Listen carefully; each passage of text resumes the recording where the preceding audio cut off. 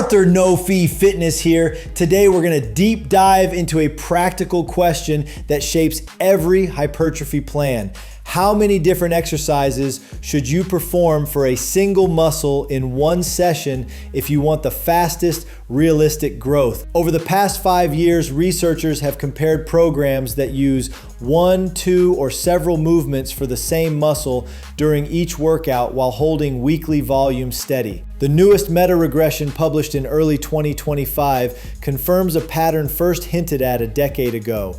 What drives size is the total number of hard sets, not the count of separate movements. In trained lifters, muscular gains level off once a session reaches roughly 3 to 12 hard sets per target muscle, with returns falling sharply beyond that range. Below 3 sets, growth is simply slower than it could be. A separate review from mid-2024 narrowed the optimum even further for time-pressed athletes, finding that 5 to 10 sets per muscle in a workout captured almost all the available hypertrophy while keeping fatigue manageable. Those numbers matter because they expose the trade-off hidden in long exercise menus. Each time you switch implements, you must warm up again, find the correct body position, and learn the force curve. The first 2 working sets on a new movement deliver less effective tension than sets 3 to 5 on a lift your nervous system has already dialed in. So splitting 10 productive sets across 5 different exercises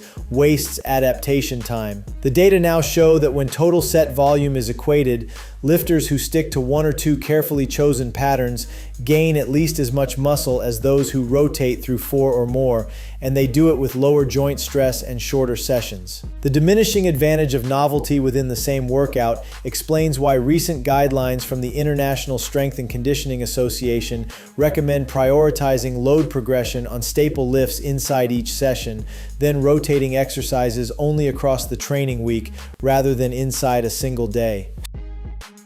Muscle architecture also limits how many patterns make sense at once. Most large muscle groups possess no more than 2 or 3 meaningful lines of pull. The pectorals divide into the sternocostal fibers that respond best to horizontal pressing, the clavicular fibers that favor a mild incline, and a smaller region that benefits from adduction past the midline if tension is sustained.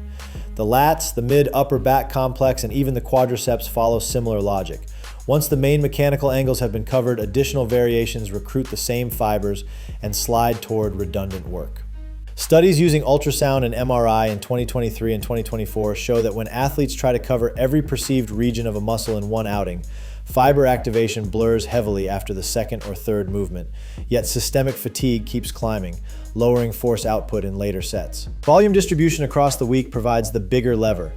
A program that places 6 hard sets for chest on Monday and another 6 on Thursday allows both the horizontal and incline press to be trained when you are fresh, keeps local fatigue low enough for quality load, and still meets the 10 to 12 set window that current literature flags as near maximal. In contrast, running the full dozen sets across 5 different presses on one day forces later sets into what researchers now call junk volume, dismissive output so reduced that muscle protein synthesis barely rises above resting level. In practical terms, the first rule is simple. Choose the minimum number of movements that let you reach the needed set count while hitting the major line of pull for that muscle. Then drive progressive overload on those movements before adding anything extra. The next 2 parts will translate that rule into concrete session design for chest, back, and lower body, and cover new findings on exercise order, rest interval length, and joint health trade-offs. And we translate those research numbers into a working program. The first step is identifying the fewest movements that cover the main mechanical lines of pull for each target muscle. Then organizing them so that quality effort rather than variety dominates the set count. For example, imagine a lifter who presses twice a week. On the first session, he opens with a flat barbell press, follows with a moderate incline dumbbell press, and stops once he has accumulated 6 hard sets that approach technical failure. 48 hours later, he returns to pressing, but now the order flips. The mild incline comes first, while the flat press takes the supporting role. The 2 workouts together reach 12 challenging sets, yet no single day carries more than 8, so bar speed and load stay high all week. And studies that used high-resolution ultrasound to track regional pectoral growth over 10 to 16 weeks confirm that this kind of split, 2 compound angles distributed across separate days, thickens both the sternocostal and clavicular fibers as effectively as running every possible press and fly on one exhausting Monday. Back training follows the same logic, although the structure of the muscle group is broader. Indeed, magnetic resonance data collected in 2024 show that vertical pulling aimed at the lats, horizontal pulling executed with a barbell or chest-supported row, and one spinal extension pattern together activate more than 90% of the contractile tissue visible in the lats, mid-trap, rhomboid, and lumbar erector regions. However, when athletes tried to add a fourth or fifth unique pull in the same workout, force output during later sets fell below 80% of baseline and tracer markers of muscle protein synthesis plateaued, confirming that those extra variations slipped into junk volume rather than topping up fiber recruitment. Lower body programming illustrates the economy principle even more clearly. A hack squat or leg press variant pushes the quadriceps through deep knee flexion.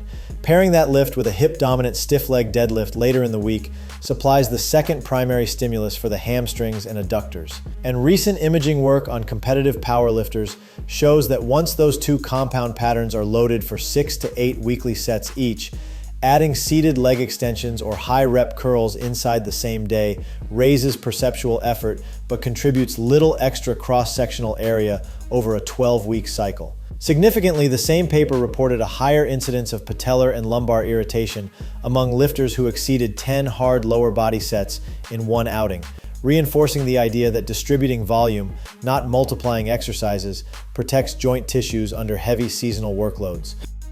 Exercise order matters, though not in the way many textbooks once claimed. A controlled study published in late 2024 compared two 12-week programs that were identical except for sequence. One always placed multi-joint lifts first, the other placed whichever movement trained the lifter's stated priority region first. Whether compound or isolation, hypertrophy results were statistically equal, but the group that opened with its priority exercise recorded higher loads on that movement and reported lower joint discomfort. The authors concluded that order should reflect the day's main goal, provided larger movements still receive enough warm-up work to protect connective tissue. Rest intervals are another variable that has been clarified by recent evidence. A Bayesian meta-analysis from mid-2024 pooled 30 trials and found a small yet consistent hypertrophy benefit when sets were separated by at least 75 seconds with no additional gain beyond 2 minutes, so long as the trainee returned to near full concentric velocity. Shorter breaks, especially those under 45 seconds, led to larger lactate responses, but also depressed total volume in later sets. Muscle thickness changes at the end of 12 weeks were therefore smaller once work was equated. Joint health often dictates how these variables blend over a season. Surveillance data collected across commercial gyms last year reported that most overuse problems began when athletes raised weekly set volume by more than 30% while simultaneously widening the menu of exercises, a combination that drove up cumulative tendon load without giving any one pattern time to strengthen supporting tissue. Programs that limited each muscle to 2 or 3 key lifts per microcycle but maintained progressive tension produced fewer reported elbow, knee, and lumbar complaints even at higher total volumes. The practical takeaway echoes the volume studies. Distribute sessions through the week, stay with your chosen patterns long enough to master their groove, and add movements only when fatigue or joint feedback indicates that another angle is required.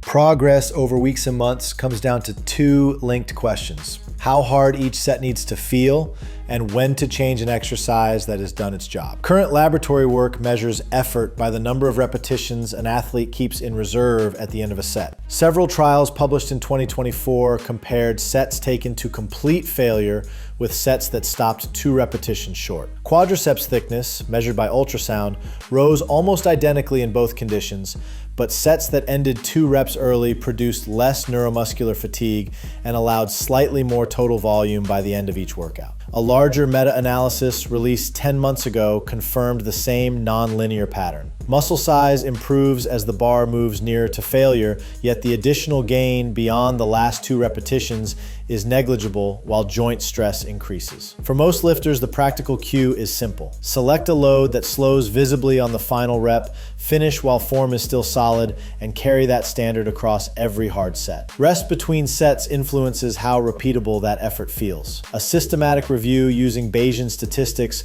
pooled 30 recent trials and found that breaks shorter than a minute cut later set performance enough to reduce weekly growth, whereas intervals of 75 seconds or longer preserved load without needing marathon downtime. Extending the pause beyond 2 minutes showed no extra benefit once reps stayed close to failure. In real training, this means ordinary gym traffic rarely harms hypertrophy so long as you start the next set before 3 minutes have passed. Even when effort and rest are on point, any single lift eventually stalls. Regional studies of pectoral and lat fibers show that after 8 to 12 weeks, the rate of new myofibril addition slows if tension continues to fall on exactly the same joint angles. At that stage, rotating to a biomechanically comparable pattern, shifting from a barbell flat press to a dumbbell flat press, or from a wide grip pull-up to a chest-supported row, restores progressive tension without forcing you to relearn a completely foreign movement. A 2025 review on exercise variation concludes that thoughtful swaps every 2 to 3 months renew regional stimulus, whereas weekly random changes shorten the learning window, lower bar velocity, and cut growth. Joint health data collected in commercial gyms during 2024 adds weight to that timetable. Lifters who raised session volume by more than 30% and simultaneously introduced extra new exercises in the same microcycle recorded the highest spike in overuse complaints, especially around the elbow and patella. Those who kept each muscle to 2 or 3 staple patterns per week and replaced only 1 lift at a time reported half as many nagging issues over the 12-week survey. The safest path then is to let load progression and small rep increases carry a movement until bar speed flattens for 2 consecutive workouts, change one pattern, and continue the volume line rather than rebuilding the entire menu. All these elements, proximity to failure, adequate rest, measured rotation, and sensible weekly volume, interlock. When a set finishes 2 reps short of failure, the nervous system stays fresh enough for the next set to hit the same muscle fibers with full tension after a brief pause. Keeping the workout to 1 or 2 angles per muscle means you re-enter that groove quickly, drive high quality repetitions, and leave the room before joints object. Staying with those angles for a season lets connective tissue adapt, then a single exercise change renews the overload without ballooning fatigue. Across a 12-month view, this rhythm delivers the thickest fibers, the least wasted effort, and the lowest chance of tendinopathy. Results that large cohort studies now confirm across recreational and competitive populations alike. Maintain that cycle, feed it with steady protein, and the extra muscle follows at a pace the latest research finally explains.